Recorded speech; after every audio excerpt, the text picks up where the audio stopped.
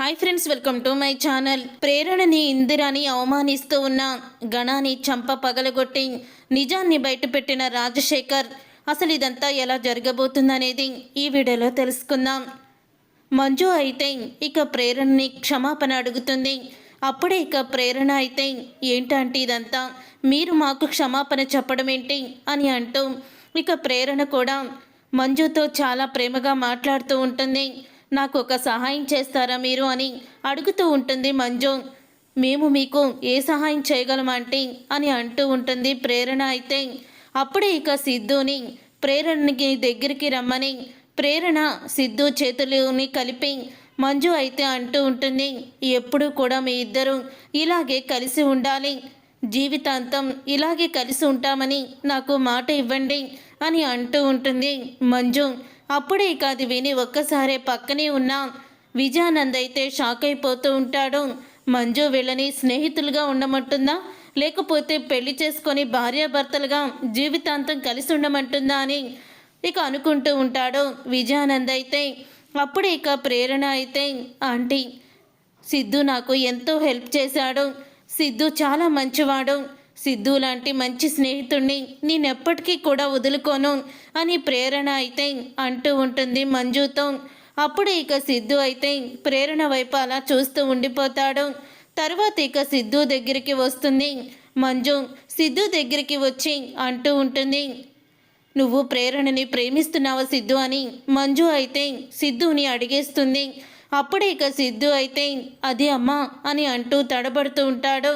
చెప్పు నాన్న, నువ్వు ప్రేరణని ప్రేమిస్తున్నావా? ప్రేమిస్తున్నానంటే చెప్పు, ఇప్పుడే వెళ్ళి వాళ్ళ అమ్మతో మాట్లాడతాను అని అంటూ ఉంటుంది మంజు. ఇక మంజు అలా అన్న తర్వాత అప్పుడే ఇంకా సిద్ధు అయితే అవునమ్మా నేను ప్రేరణని ప్రేమిస్తున్నాను అని సిద్ధు అయితే చెప్తాడు. వీళ్ళిద్దరి మాటలు చాటుగా వింటున్న విజయానంద్ షాక్ అయిపోతూ ఉంటాడు. అమ్మ సిద్ధు, మీ ఇద్దరు ఒకటవ్వకూడదని నేననుకుంటే నువ్వేమో ప్రేరణని ప్రేమిస్తున్నానని మీ అమ్మతో చెప్తే మీ అమ్మ వెళ్ళి వాళ్ళ పెద్దవాళ్ళతో మాట్లాడుతుందా? మీ పెళ్ళి నేను జరగనివ్వను అని విజయానంద్ అయితే అనుకుంటూ ఉంటాడు. తర్వాత పెళ్లి సంబంధం మాట్లాడడానికి రేపు మనం ప్రేరణ వాళ్ళ ఇంటికి వెళ్తున్నాము అని అంటూ ఉంటుంది మంజు. అప్పుడే ఇక విజయానంద్ అయితే సరే మంజు, నువ్వు ఎలా అంటే అలాగే అని ముందు నటిస్తూ ఉంటాడు. తర్వాత ఇక విజయానంద్ అయితే ఈ పెళ్ళి ఎలాగైనా ఆపాలి, అసలే ఆ ప్రేరణ సిద్ధు గాళ్ళ మీద ఆ ఘనగాడు చాలా కోపంగా ఉన్నాడు కదా, వాడిని రెచ్చగొడదామా, లేకపోతే ఈ టైంలో రెచ్చగొడితే మళ్ళీ తిరిగి మనకే రివర్స్ అవుతాడా, వాడిని కదిలించుకుంటే మనకే రివర్స్ అవుతాడేమో అని అనుకుంటూ ఉంటాడు విజయానంద్ అయితే. అప్పుడే ఇక విజయానంద్ అలా అనుకుంటూనే ఉండగా ఇంతలో గణ అయితే ఫోన్ చేస్తాడు. ఇక గణ ఫోన్ చేయడంతో ఇదేంటి వీడే నాకు ఫోన్ చేస్తున్నాడు అని విజయానంద్ అయితే ఫోన్ లిఫ్ట్ చేస్తాడు. ఫోన్ లిఫ్ట్ చేసి ఏంటి గణ ఏం చేస్తున్నావు అని అడుగుతూ ఉంటే నువ్వు అనుకున్నది నెరవేరిందని చాలా హ్యాపీగా ఉన్నావు కదా అని అంటూ ఉంటాడు గణ. అయ్యయ్యో నేను హ్యాపీగా ఉండడం ఏంటి గణ, అసలు సిద్ధు నిన్ను అలా మెడబట్టుకొని బయటికి గెంటేస్తూ ఉంటే నేను చూడలేకపోయాను తెలుసా అని గణ దగ్గర నటించేస్తూ ఉంటాడు విజయానంద్ అయితే. నువ్వు నటించుకో, నాకు తెలుసు పెళ్ళి ఆగిపోయినందుకు నువ్వు చాలా సంతోషంగా ఉన్నావని, కానీ ఈ పెళ్ళి ఆగిపోయింది ఎవరి కారణంగానో వాళ్ళనైతే నేను సంతోషంగా ఉండనివ్వను అని గణ అయితే అంటూ ఉంటాడు. నువ్వేంటి వాళ్ళని సంతోషంగా ఉండనియకపోయేది, ఆల్రెడీ వాళ్ళు సంతోషంగానే ఉన్నారు, రేపే వాళ్ళ ఇంటికి పెళ్లి సంబంధం మాట్లాడడానికి వెళ్తున్నాం, సిద్ధు ప్రేరణకి ఇద్దరికి కూడా పెళ్లి చేయాలని మా ఆవిడ నిర్ణయించుకుంది అని విజయానంద్ అయితే అంటాడు. ఇక ఆ మాట విని ఒక్కసారే గణ అయితే షాక్ అయిపోతాం.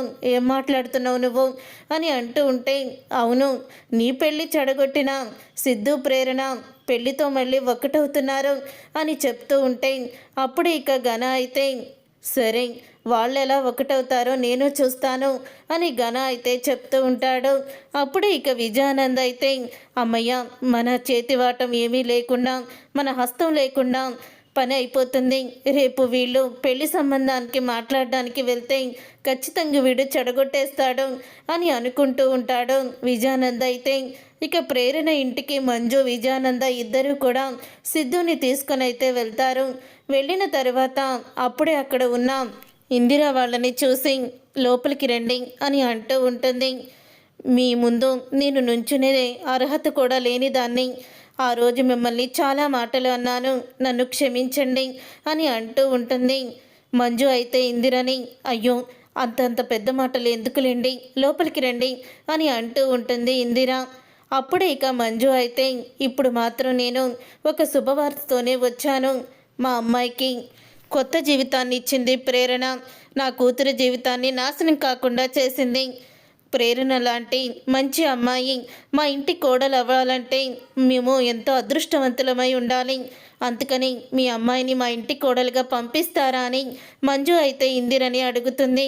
అప్పుడే ఇక ఆ మాట విని ఇందిర అయితే ఎంతో ఆనందపడుతూ, ఈ మాట మీరు అడుగుతమే మా అదృష్టం, మా ప్రేరణను కూడా ఒక మాట అడిగి చెప్తాను అని అంటూ ఉంటుంది ఇందిర. ఇంతలో ఘన అయితే అంటూ ఉంటాడు ఈశ్వరితో, ఆ సిద్ధుగాడు ప్రేరణని పెళ్లి చేసుకోబోతున్నాడంట, ఇప్పుడు నేను వాళ్ళ ఇంటికి వెళ్ళి గొడవ చేయబోతున్నాను అని అంటూ ఉంటాడు ఘన. ఏం గొడవ చేస్తావురా అని అంటూ ఉంటే, ఏం చేస్తానా పద నాన్నని తీసుకొని అని అంటూ ఉంటాడు ఘన. అయితే ఎందుకురా అని అంటూ ఉంటే, పదమ్మా అని ముగ్గురు కూడా బయలుదేరుతారు. అప్పుడే ఇక ప్రేరణ అయితే ఇందిరాతో అంటూ ఉంటుంది, నాకు అప్పుడే పెళ్ళొద్దమ్మా, మనకి చాలా బాధ్యత ఉంది కదా అని అంటూ ఉంటుంది ప్రేరణ. నువ్వు సిద్ధుని ఇష్టపడుతున్నావు కదా, సిద్ధుని పెళ్లి చేసుకుంటావు కదా అని అడుగుతూ ఉంటుంది ఇందిర. సిద్ధు అంటే ఇష్టమే అని చెప్తూ ఉంటుంది. ఇంకెందుకు ఆలోచిస్తున్నావు, రా నువ్వు ముందు బయటికి అని హాల్లోకి తీసుకొస్తుంది. ప్రేరణకి కూడా సిద్ధుని చేసుకోవడం ఇష్టమే అని అంటూ ఇందిర చెప్పంగానే అప్పుడే ఇక మంజు అయితే చాలా సంతోషం అని అంటూ ఉంటుంది. ఇంతలో గణ అయితే అక్కడికి వస్తాడు. గణాన్ని చూసి ఒక్కసారి అందరూ కూడా షాక్ అయిపోతూ ఉంటారు. ఏంటి మంజు గారు, మీ అబ్బాయిని ప్రేరణకిచ్చి పెళ్లి చేస్తున్నారా? ప్రేరణకిచ్చి పెళ్లి చేసే ముందు మరి ప్రేరణ తండ్రి ఏం చేస్తాడో మీరు వాళ్ళని అడగరా అని అడుగుతూ ఉంటాడు గణ అయితే. అప్పుడే ఇక ప్రేరణ అయితే గణ మాటలకి షాక్ అయిపోతూ ఉంటుంది. అసలు తండ్రి ఎవరో కూడా తెలీదు ఈ ప్రేరణకి, అలాంటి కుటుంబం నుంచి మీరు కోడల్ని తెచ్చుకుంటున్నారా అని అంటూ ఉంటాడు. ఆ మాట విని ప్రేరణ అయితే ఘన దగ్గరికి వచ్చి, నోటికొచ్చినట్లు మాట్లాడావంటే చంప పగలగొడతాను అని ప్రేరణ అంటూ ఉంటుంది. నా తండ్రి ఎవరో నీకు తెలీదా అని అంటూ ఉంటే, నీ తండ్రి ఎవరో నాకు తెలీదు అని అంటూ ఉంటాడు గణ. అప్పుడే ఇక నా తండ్రి ఎవరో కాదు, వీల్ చైర్లో కూర్చున్న రాజశేఖరే నా కన్న తండ్రి అని ప్రేరణ చెప్తుంది. మా అమ్మని ఆయన రెండో పెళ్లి చేసుకున్నారు అని చెప్పడంతో, ఏంటి మా నాన్న మీ అమ్మని రెండో పెళ్లి చేసుకున్నారా? ఇందిరా మీ అమ్మేనమాట అంటే మాయ మాటలు చెప్పి మా ఇంట్లో పని మనిషిగా చేరి మా నాన్నని కోమాలో నుంచి బయటికి తీసుకొచ్చేసి అందరి ముందు కూడా నువ్వే ఆయన కన్నబిడ్డవని చెప్పించాలని మీ అమ్మ మళ్ళీ కొత్త డ్రామా మొదలుపెట్టింది అని అంటూ ఉంటాడు ఘన. అప్పుడే ఇక ఆ మాట విన్నా ఇందిర అయితే ఆయన కోమాలో నుంచి బయటికి వస్తారు, వీళ్ళిద్దరూ ఆయన పిల్లలేని ఆయన నోటితోనే చెప్తారు అని ఇందిర అయితే అంటూ ఉంటుంది.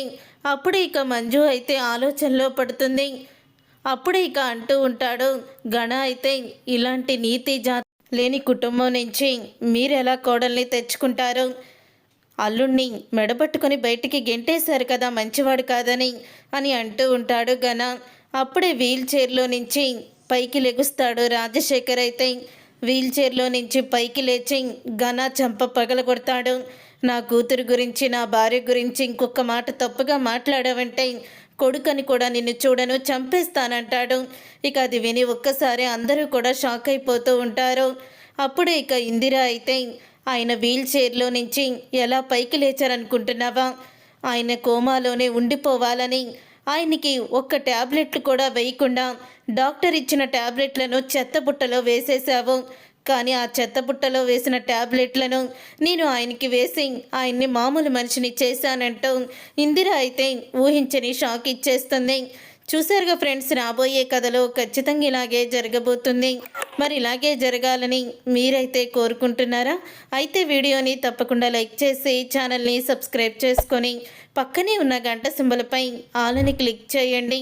అప్పుడే మేము పెట్టే ప్రతి వీడియో మీరు మిస్ కాకుండా చూసేవచ్చు.